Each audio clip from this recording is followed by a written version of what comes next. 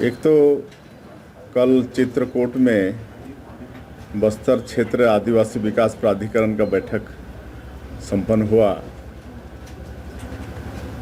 हम लोगों की सरकार बनने के बाद और प्राधिकरण का पुनर्गठन के बाद पहला कल बस्तर क्षेत्र आदिवासी विकास प्राधिकरण का बैठक कल चित्रकूट में किए, जिसमें हमारे प्रदेश के डिप्टी सीएम श्री अरुण साव जी, हमारे मंत्रीगण और प्राधिकरण क्षेत्र के हमारे दोनों सांसद भोजराज नाग जी और महेश कश्यप जी और प्राधिकरण क्षेत्र के सभी विधायक और हमारे अधिकारीगण, सीएस सहित सभी विभागों के सचिव और कलेक्टर्स उपस्थित थे और बड़ी सार्थक उसमें चर्चा हुई है।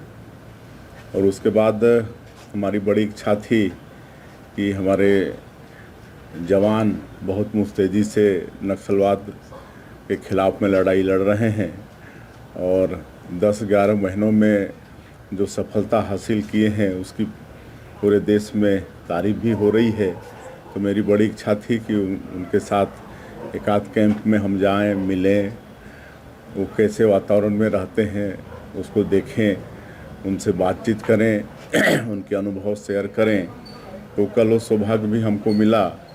जगदलपुर के पास एक कैंप में हम बैठक के बाद में गए, उनके साथ मुलाकात किए और अलग अलग उनसे बातचीत किए, उनके अनुभव साझा किए।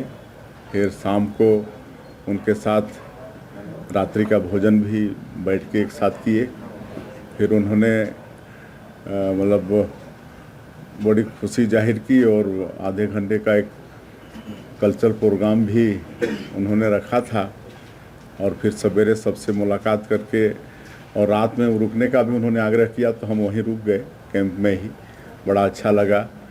और सवेरे उनसे मिल के फिर एक पेड़ माँ के नाम से एक नीम का पौधा वहाँ पर लगा के फिर माँ दंतेश्वरी का दर्शन के आशीर्वाद लिए। पूरे छत्तीसगढ़ के लिए, आप सब लोगों के लिए भी खुशहाली की कामना की।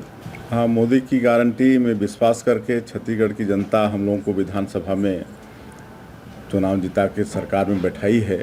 और चुनाव प्रचार के दौरान ही हमारे यशस्वी प्रधानमंत्री जी छत्तीसगढ़ के हमारे बेटा बेटियों से वादा किए थे कि छत्तीसगढ़ में अगर भाजपा की सरकार बनती है तो सीबीआई प्रकरण पीएससी घोटाले की जांच सीबीआई करेगी और कोई भी दोषीदार बख्शे नहीं जाएंगे।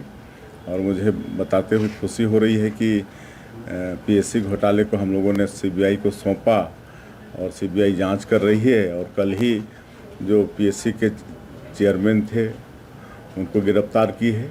और एक और व्यक्ति जिन्होंने अपने शायद बेटे बहू की नियुक्ति कराई थी और CSR मद से उसका भुगतान हुआ था, तो ये सब एकदम प्रमाणित है। तो सीबीआई अपना काम कर रही है और कोई भी दोषीदार इसमें भी बख्शे नहीं जाएंगे। जो भी दोषीदार हैं उनके ऊपर कार्रवाई होगी। अगर उनको लगता है कि उनको फंसाया जा रहा है तो उससे भी आगे कोर्ट है, वहाँ वो लोग जा सकते हैं, वहाँ अपनी अपील कर सकते हैं।